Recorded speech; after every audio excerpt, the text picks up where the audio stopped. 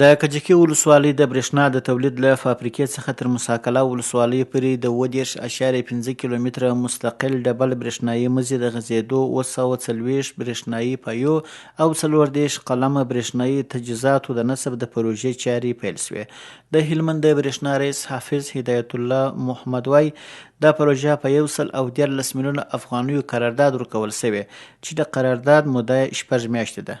یعنی ډبل لاین ځي او دا تقریبا 30.5 کیلومتره دی او تقریبا 240 پایې دي او دغه رقم 40 کلمه تجهیزات دي چې په دې کې مصرفیږي، یعنی براکټ سلیټر او داسې نور شیان.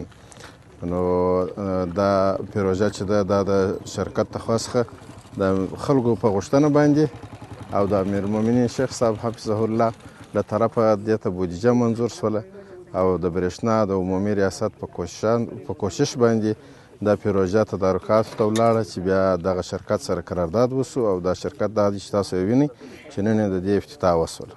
د موسی قلعه ولسوال حاجي جانان د خپل خبرو پر مهال د دې ولسوالۍ د خلکو لپاره دا یو بنیادي حیاتي او اساسي پروژه ده کړې چې په کول د دې پروژې په تطبیق سره به د خلکو په ژوند کې مهم بدلون رامنځته شي. نوموړي ژمنه وکړه چې د پروژې د قراردادي شرکت سره به د پروژې د پیل پر مهال خپل همکاري ونه سپموي. ځکه چې دا د ولس د ستړیا لپاره یو وسایل ده چې دلته زموږ ولس د اوبو د خوا هم دغه نیستي لري، د نورو خواو هم چې دا برق ورته فعاله سي نو بیا به انشاءالله آینده دغه مشکلات یو څه ورباندې سپک سي او موږ په دې باندې ډېر خوشحاله یو په خپل بخش کې و هر څونه همکارۍ ته آماده یو انشاءالله.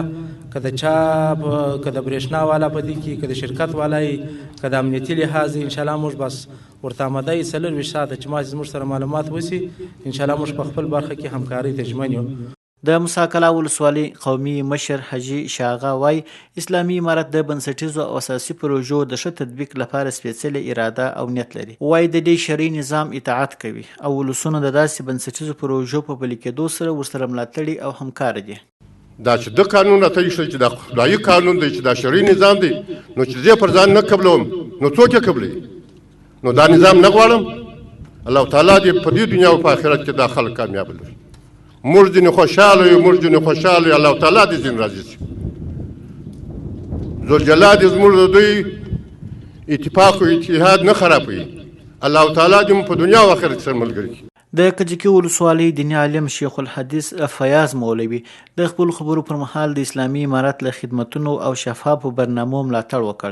اول کې په هر نوع کې زموږ وطن ډېر وجاړو تباه او بربادي، یو موراک خټه چې یو سړی ږدي، یو پلچک چې یو سړی آبادوي، هر قسم آبادي چې په دې وطن کې کوي موږ یې منندوی یو، ډېر منندوی یو.